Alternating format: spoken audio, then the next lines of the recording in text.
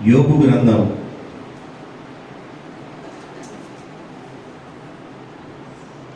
38వ అధ్యాయము 28వ వచనం. వర్షమునకు తండ్రి ఉన్నాడా? మంచు బిందువులను పుట్టించిన వాడు ఎవరు? మంచు గడ్డలు ఎవని గర్భములో నుండి వచ్చును? ఆకాశము నుండి దిగు మంచును ఎవడు పుట్టించును? చాలు. చదవబడిన వాక్య భాగంలో వర్షమునకు తండ్రి ఉన్నాడా? ఒక్క మాట చెబుతాను. వర్షమునకు తండ్రి ఉన్నాడా? చెప్పండి. వర్షానికి తండ్రి ఉన్నాడా? అదేదో రావాలి కాబట్టి వస్తుంది, పోవాలి గడిపోతుంది అంటారా? వర్షానికి తండ్రి ఉన్నాడా?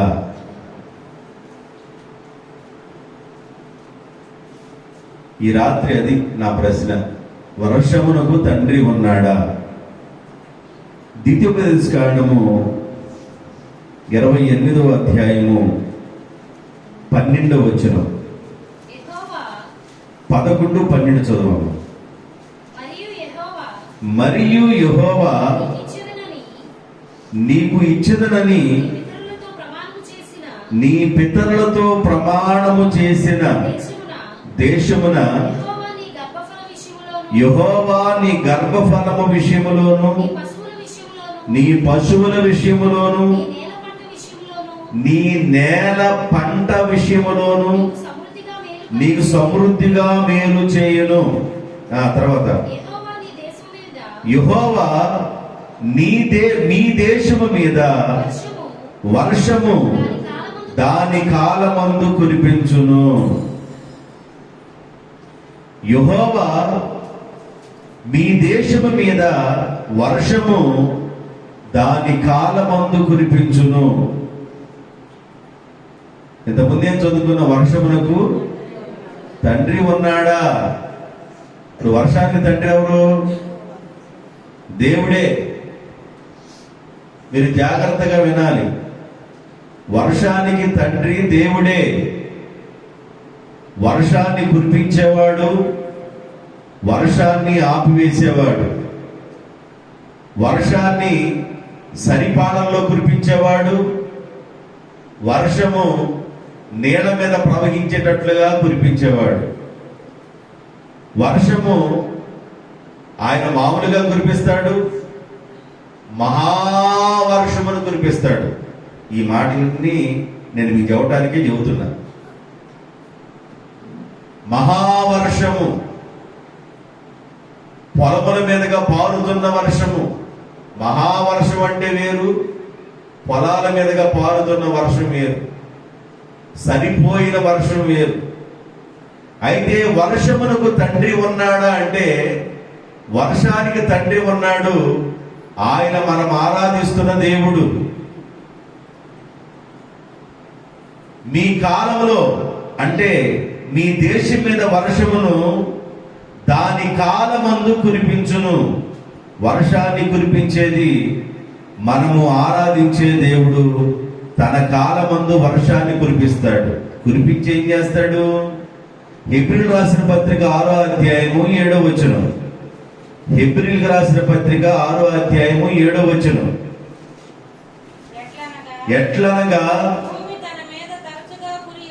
భూమి తన మీద కురియు తరచుగా కురియు వర్షమును త్రాగి, భూమి తన కొరకు తరచుగా కురిసే వర్షాన్ని భూమి తాగి ఎవరి కొరకు వ్యవసాయము చేయబడినో వారికి అనుకూలమైన పైరులను ఫలించుచు దేవుని ఆశీర్వచనము పొందును. పైనుండి వచ్చే ఈ వర్షాన్ని భూమి తాగి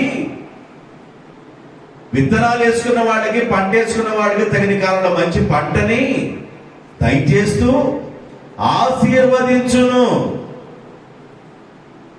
వర్షం లేకపోతే ఏమి లేదు, పంటలు లేవు. వర్షము లేకపోతే పంటలు లేవు. ఆ వర్షం కూడా ఎలాంటి వర్షం కురవాలి?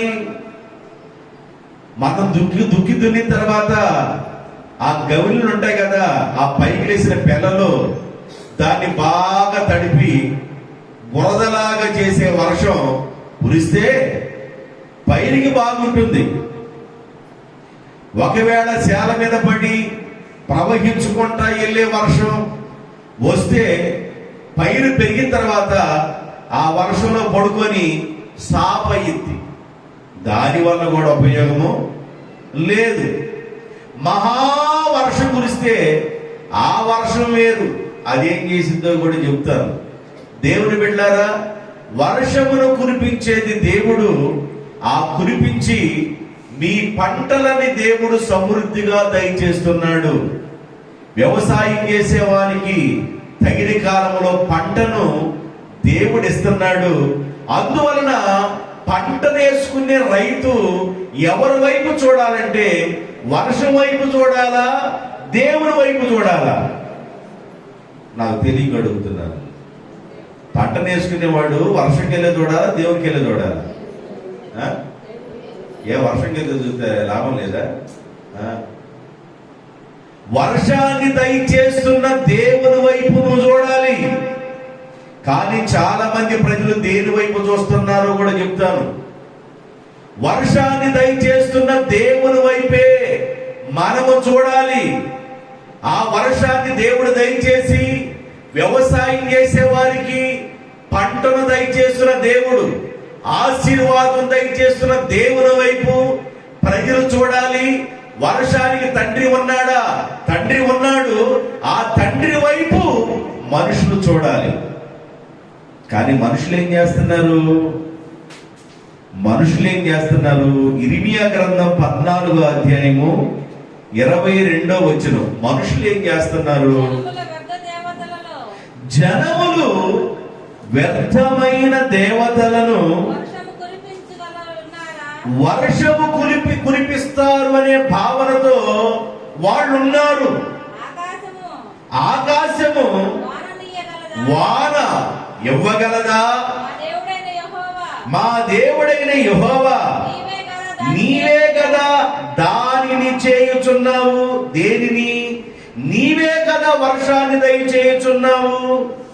నీ కొరకే మేము కనిపెట్టుకొని ఉన్నాము. జనాలు ఏం చేస్తున్నారంటే ఆయా దేవుడి వైపు చూస్తున్నారు.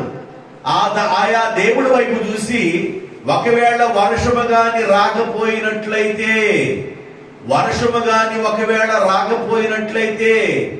ఏమి చేస్తున్నారో ప్రజలు నీకు తెలుసు. నేను చెప్పాల్సిన అవసరం ఏమీ లేదు. ఏం చేస్తారు? వర్షం రాకపోతే ఏం చేస్తారు? ఏంది అట్టగా బల్లు లాగుతున్నారు? కప్పల్ని ఏం చేస్తారు? మామూలుగా తప్పిడు ఒకటి తీసుకొని దెబ్బ. బైబిల్ ఏం చెబుతుందంటే జనములు వ్యర్థమైన దానిని ఆరాధించు వర్షం వరకు ఎదురు చూస్తున్నారు. ఆకాశము వాన ఇవ్వగలదా? మీ దేవుడైన యెహోవా దానిని మీకు దయచేయుచున్నాడు. దేనిని? వర్షమును. కాబట్టి వర్షం కొరకు మనం ఏం చేయాలంటే దేవుని వైపు చూడాలి. ఒకవేళ నువ్వు ఏదో ఊరేగిస్తేనో, ఒకవేళ ఏదో ఒక తప్పిడేస్తేనో, ఒక డోలక్కు కొడితేనో ఆ వర్షం పడదు. ఆకాశం నుండి వాన రాదు. ఆకాశం నుండి వాన రావాలి అనంటే వర్షానికి తండ్రి ఉన్నాడు. వర్షానికి తండ్రి ఉన్న ఆ తండ్రిగా ఉన్న దేవుణ్ణి ఏ ప్రజలైతే ఆరాధిస్తారో ఆ దేవుని వలన గొప్ప కార్యములు జరుగుతాయి. ఆయన మీరు చేస్తున్న వ్యవసాయానికి, మీ పంట ఫలించడానికి, అది ఆశీర్వాదం పొందడానికి ఆయన వర్షాన్ని దయచేసే దేవుడు. దేవుడైన యెహోవా. అందుకని మనుషులు దేని వైపు చూడాలంటే వర్షాన్ని దయచేసే దేవుని వైపు చూడాలి. వర్షాన్ని దేవుడు ఇస్తాడు, దేవుని వైపు మనుషులు చూడాలి. వర్షం వెళ్ళే కాదు. ఒకవేళ ఈశాన్యం వల్ల మబ్బు పట్టింది, వాన వచ్చింది, ఒకవేళ పలానా వల్ల మబ్బు పట్టింది, వాన వచ్చిందంటే వర్షాన్ని కురిపించేది దేవుడు. దేవునికి స్తోత్రం. వర్షాన్ని కురిపించేది మనము ఆరాధించే దేవుడు. 148వ కీర్తన 8వ వచనం. 148వ కీర్తన 8వ వచనం. అగ్ని వడగండ్లలారా, హిమమా, ఆవిరి, ఆయన ఆజ్ఞను నెరవేర్చే తుఫానా, పర్వతములారా, సమస్తమైన గుట్టలారా, ఫలవృక్షములారా, సమస్తమైన దేవదారు వృక్షములారా, మృగములారా, పశువులారా, నేలను ప్రాకు జీవులారా, రెక్కలతో ఎగురు పక్షులారా, భూరాజులారా, సమస్త ప్రజలారా, భూమి మీద నున్న అధిపతులారా, సమస్త న్యాయాధిపతులారా, యెహోవాను స్తుతించండి. పక్షులారా, భూమి మీద ప్రాగుతున్న పురుగులారా, పశువులారా, సమస్తమైన భూరాజులారా, న్యాయాధిపతులారా, యెహోవాను స్తుతించండి. దేనికంటే అగ్నిని ఆయనే దయచేసే దేవుడు, వడగండ్లను ఆయనే దయచేసే దేవుడు, హిమము అనగా మంచు ఆయనే దయచేసే దేవుడు, ఆవిరి ఆయన వలనే కలుగుతుంది, తుఫాను ఆయన వలనే కలుగుతుంది, వర్షము ఆయనే దయచేస్తాడు. అందువల్ల ఈ చదవబడ్డ లిస్టులో ఉన్న వాళ్ళ అందరిలారా మీరు యెహోవాను స్తుతించండి. లిస్ట్ ఇప్పుడు చదివాం కదా. ఏం లిస్ట్ చదివాం? భూరాజులారా, న్యాయాధిపతులారా, సర్వజనులారా, ఆ ప్రజలారా, ఈ ప్రజలారా, పక్షులారా, కొండలారా, గుట్టలారా, మీరందరూ యెహోవాను స్తుతించండి. ఎందుకు దేవుడు స్తుతించాలి? అగ్నిని కురిపించేది దేవుడే, మంచును కురిపించేది దేవుడే, వర్షాన్ని కురిపించేది దేవుడే, ఆవిరిని ఇచ్చేది దేవుడే, తుఫాను కలుగు చేసేది దేవుడే.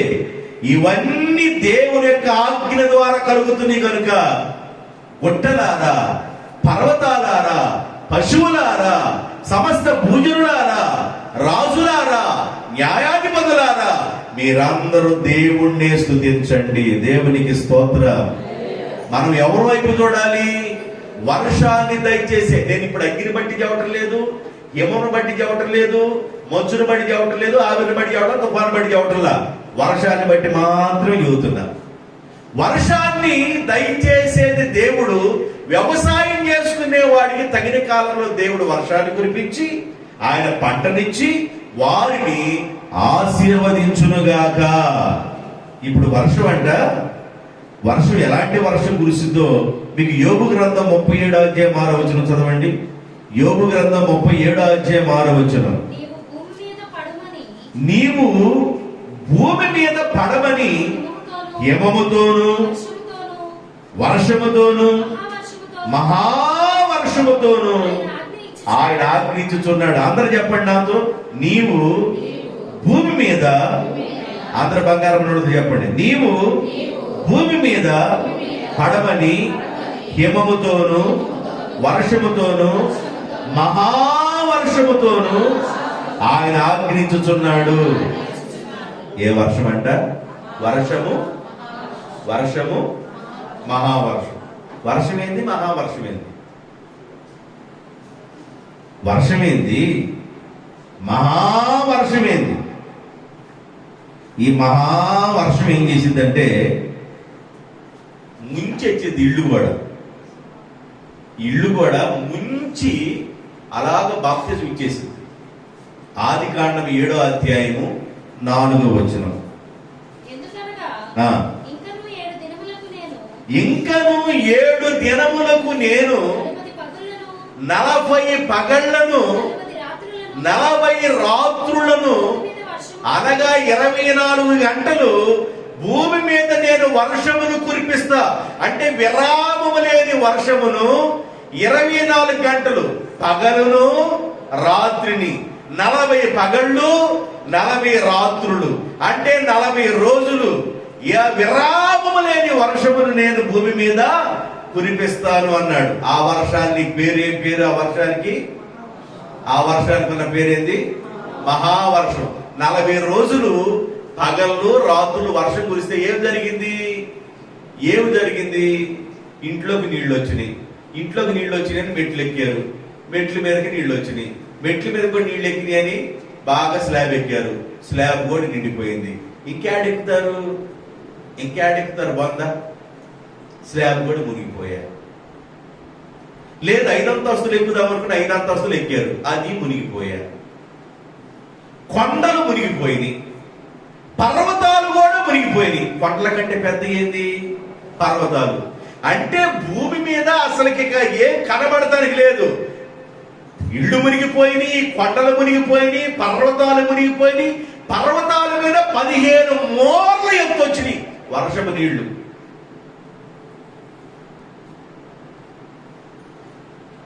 పర్వతాల మీద 15 మోర్ల ఎత్తు, 40 పగళ్ళు 40 రాత్రులు వర్షం కురిస్తే ఇది మహావర్షము, కుంభవర్షము,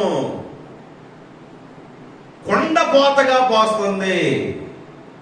అలాంటి వర్షం రాకూడదు. ఎలాంటి వర్షం రావాలి?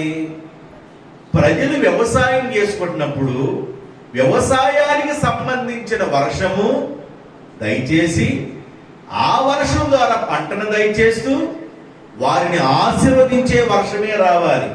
అందువల్ల మనం ఏం చేయాలంటే వర్షానికి తండ్రిగా ఉన్న దేవునికి ప్రార్థన చేయాలి. దేవా, నీవు పంటనిస్తే మేము భుజిస్తాము, నీవు పంటనిస్తే మేము ఆహారంగా తీసుకుంటాము. నువ్వు పంటను దయచే ప్రభువా. పంట రావాలంటే సకాలంలో వర్షం పడాలి. ఓదుల మీద ఉండగా వర్షం పడితే ఇత్తనాలు తీసుకెళ్లేవాళ్ళు, అంటే ఒడ్డమ్మేటప్పుడు ఆ కొనుక్కునేవాడు కూడా బాగా నలిపి, అమ్మా 1600 బస్తా ఇప్పుడు ఉంది, నీ 800 పడతాయి అంటాడు. మేము కూడా ఈ కోడుకు చల్లటానికి అంటారు. రాడు కూడా కోళ్ళ మేతకెళ్ళిద్దమ్మా. నీకు తడవకుండా పంట ఇంటికి సమృద్ధిగా వచ్చింది అనంటే దేవుడు దయచేసాడు అని అర్థం. సంకర కొట్టుకో బాబు. నీకు వర్షం పడి తడవకుండా, కుప్ప తడవకుండా, పంట కూడా తడవకుండా, ఓదుల మీద తడవకుండా, కోత మీద తడవకుండా, ఆ వర్షం పడకుండా సకాలంలో నీకు గాని ధాన్యము ఇంటికి చేరిని అంటే, ఒకవేళ పురిగట్టేమంటే, ఒకవేళ కొట్టులో దాచామంటే అది దేవుని దీవెన, అది ఆశీర్వాదం అని గుర్తు చేసుకొని తండ్రి అయిన దేవుణ్ణి మనం ఏం చేయాలి? స్తుతించాలి. పర్వతములారా, గొడ్డలారా, పశువులారా, ఆకాశ పక్షులారా, రాజులారా, భూపతులారా, సకల జనులారా, యెహోవాను స్తుతించండి. ఆయన అగ్నిని కురిపించే దేవుడు, హిమము కురిపించే దేవుడు, ఆవిరిని కురిపించే దేవుడు, ఆయన తుఫాన్ని పంపించే దేవుడు, ఆయన వర్షాన్ని కూడా దయచేసే దేవుడు. కాబట్టి మనకి కావలసినంత మోతాదులోనే వర్షం వస్తే అందరం క్షేమంగా ఉంటాం. దేవునికి స్తోత్రం. హల్లెలూయా. చైనాలో మన వర్షం వచ్చింది. చైనాలో వర్షం వచ్చి బీభత్సం అయిపోయింది. మొన్నంటే మన వారం రోజుల క్రితమే బీభత్సం అయిపోయింది. ఇప్పుడు యూట్యూబ్ నిండా ఒకటే వైరల్ అవుతున్న వీడియో, జపాను లేకుండా పోతుందని. 900 సార్లు వచ్చిందంట భూకంపం. 800 సార్లు భూకంపం ఎందుకు 800 సార్లు వచ్చింది? 900 సార్లు వచ్చిందంట భూకంపం. సముద్రము మధ్యలో భూమి చీలిపోయేటట్లు ఉంది అని ఇప్పుడే గొడవ.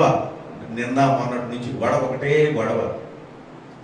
ఒకవేళ సముద్రం కానీ అలా చీలితే వర్షం ఆ సముద్రపు నీరంతా చీలిపోయిన భూమిలోకి వెళ్ళి భూమి కింద ఉన్న గ్యాసు ఒక్కసారి తనితే ఇక 2 తాళ్ళు 3 తాళ్ళు ఎత్తున సునామీ వస్తుంది. అదే సునామీ అంటే. సునామీ అంటే పొర్లుకుంటూ వచ్చే సునామీ ఎట్లా వచ్చింది? భూమిలో ఉన్న గ్యాస్ ఒక్కసారిగా తనితే ఇక పొర్లుకుంట వస్తుంది.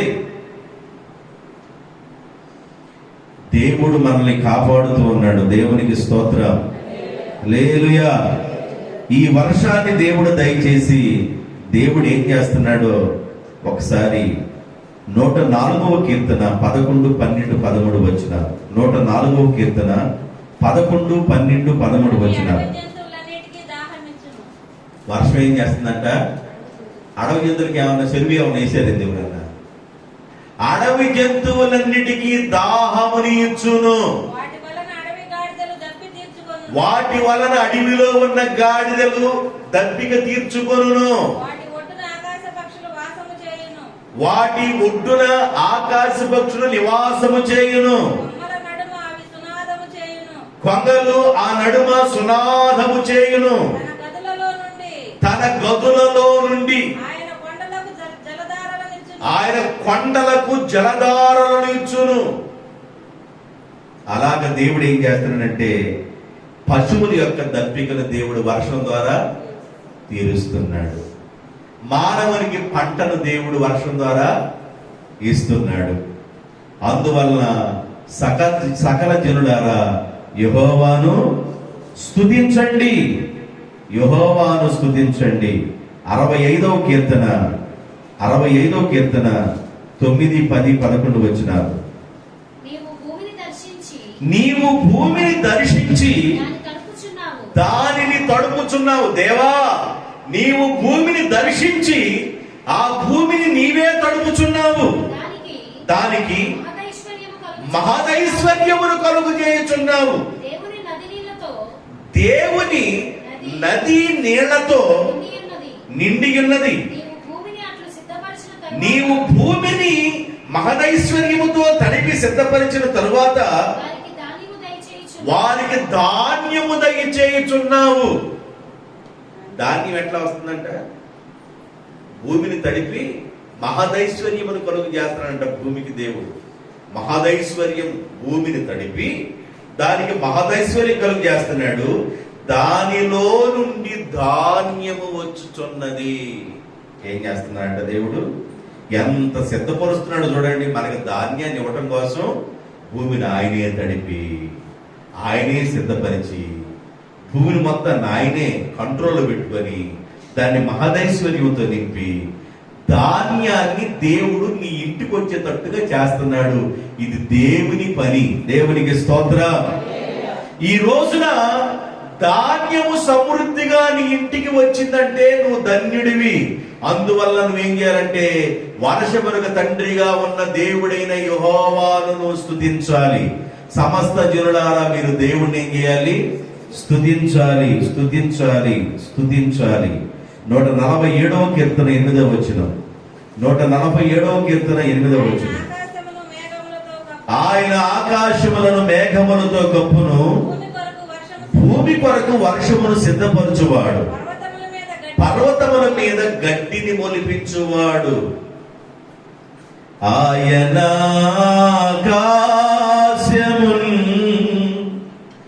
మేఘములతో కప్పును, ఆయన ఆకాశమును మేఘములతో కప్పును, భూమి కొరకు వర్షము సిద్ధపరచు ఆడని, భూమి కొరకు వర్షము సిద్ధపరచు ఆడని, దేవునికి స్తోత్రము గానము చేయుటయే మంచిది, మనమందరము స్తుతి గానము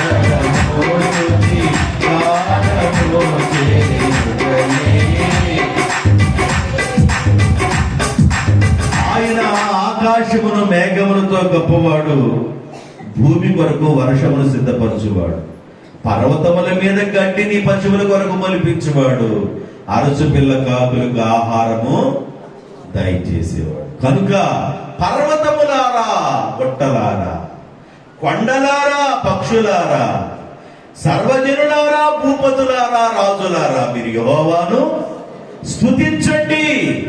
ఆయన వర్షమును దయచేస్తున్న దేవుడు కనుక ఆయన స్తుతించండి. వర్షాన్ని ఇచ్చేది దేవుడు.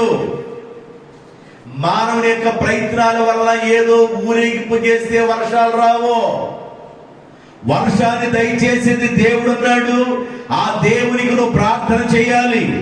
ఈ వర్షం కూడా ఒక్కోసారి ఎలాగొచ్చిందంటే నీళ్లు ప్రవాహముగా వస్తాయంట. అంటే ఇందాకేమన్నా మహావర్షం అన్నాను, ఇప్పుడేమన్నా ప్రవాహ వర్షము. ఆ రిఫరెన్స్ చూడండి, 5వ అధ్యాయం 10వ వచనం, యోబు గ్రంథం 5వ అధ్యాయం 10వ వచనం. ఆయన భూమి మీద వర్షమును కురిపించువాడు, పొలముల మీద నీళ్లను ప్రవహింపచేయువాడు. మందు కొట్టుకున్న వెంటనే ఇంకోటి శాలలోకి వెళ్ళి పట్టిపోద్ది అనమాట. ప్రవాహంలో నీళ్ళు వస్తే ఏమైపోద్ది? ఎరువుదల్లేవు. దేవా స్తోత్రం నాయన, పని అయిపోయింది నాయన, 3 సార్లు చదవాలి, నేను 4 సార్లు చదువుతున్నాను ఆయన. కంకి దిట్టంగా బలంగా సడువుగా రావటం కోసం జిగ్గు కూడా బాగా జల్లేను ప్రభు. దేవాన్ని స్తోత్రం అని ఇంటికి వచ్చాం, బాగా వర్షం వచ్చింది, కొట్టుకొని పక్కన వచ్చేది. ఇది ప్రవాహ జలం. ఏ జలం అంట? ప్రవాహ జలం. వర్షము, మహావర్షము, ప్రవాహ జలం. ప్రవాహ జలము డేంజరే, మహావర్షము డేంజరే. వర్షము నీవు సరిపోతుంది. దేవునికి స్తోత్రం. కాబట్టి వర్షానికి తండ్రి ఉన్నాడా? ఆ తండ్రిని నువ్వు స్తుతించాలి. వర్షానికి తండ్రి ఎవరు? మనం ఆరాధించున్న దేవుడే. ఆయనే వర్షానికి తండ్రి. నువ్వేం చేయాలంటే, ప్రభువా భూమిలో నేను విత్తనాలు విత్తబోతున్నాను నాయన, నాకు తగినంత వరకు వర్షాన్ని దయచేయాలి. ఈ పంట ఫలించాలి, ఈ పంట పండి నా ఇంటికి పోవాలి. ఇసాకు ఒక విత్తనం వేసి 100 దీవెన పొందినట్లుగా అలాంటి దీవెన నాకు దయచే ప్రభు అని మనం ప్రార్థన చేసుకోవాలి. కొందరు పొలాలు చూస్తున్నప్పుడు చాలా ముచ్చటగా ఉంటాయి.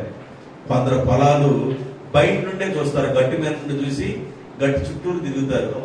ఏం బాగుందంటారు. లోపల పడే తొరిగి ఎవరికి అర్థం కాదు.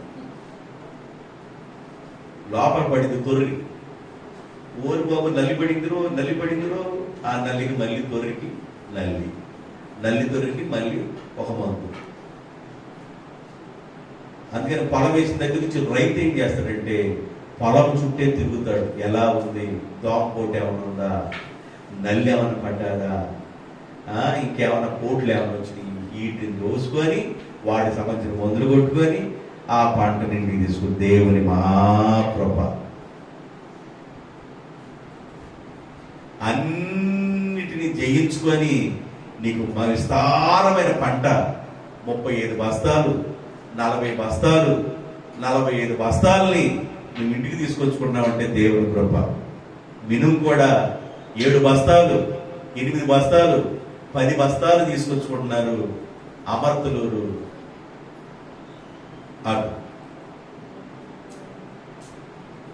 అటు ఆ పొలాలు 7 బస్తాలు, 8 బస్తాలు, 10 బస్తాలు కూడా తెచ్చుకుంటున్నారు. నువ్వేం చేయాలంటే విత్తనం వేసినప్పుడు ప్రార్థన చేయించుకోవాలి. విత్తనాన్ని భూమిలో వేసేటప్పుడు ప్రార్థన చేయించుకోవాలి. నువ్వు కూడా ప్రార్థన చేసుకోవాలి. ప్రార్థన చేసుకొని ఇక ఆ భూమి పట్టిద్దిలే అనుకోకూడదు. ఆ భూమిని నువ్వు చుట్టూ తిరగాలి, భూమిని చూసుకుంటుండాలి, పంటను చూసుకుంటా ఉండాలి. పైరు ఎలా పెరుగుతుంది, పైరు ఎలా ఉంది, ఇవన్నీ చూసుకోవాలి. ఆ పైరుకు తగిన వర్షాన్ని దేవుడు చూసుకుంటాడు. ఆ పైరు ఫలించే విషయాన్ని దేవుడు చూసుకుంటాడు. కాబట్టి దేవుని మీద ఆధారపడి ప్రార్థన చేద్దాం. ప్రభువా, మాకు మరి వ్యవసాయాన్ని ప్రారంభించబోతున్నాం, వ్యవసాయంలోకి వెళ్ళబోతున్నాం కనుక మాకు తగినంత వర్షం మాకు దయచేయండి. మహావర్షం వద్దయ్యా, ప్రవాహముగా పారే జలాలుగా ఉన్న వర్షం కూడా వద్దు. మాకు కావలసినంత వర్షం మాకు దయచేయి. అగ్నిని దయచేసే దేవుడు నీవే, తుఫాన్ని దయచేసే దేవుడు నీవే, హిమమును కురిపించే దేవుడు నువ్వే, ఆవిరిని పంపించే దేవుడు నువ్వే, వర్షాన్ని పంపించే దేవుడు నువ్వే. కనుక మాకు తగినంత వర్షమును మాకు దయచేయి. మా పంటలు ఫలించినట్లుగా మీ కృప దయచేయని ప్రార్థన చేసుకుందాం. అందరూ తరలి వచ్చినట్లయితే చిన్న ప్రార్థన. అందరూ తరలి వచ్చండి.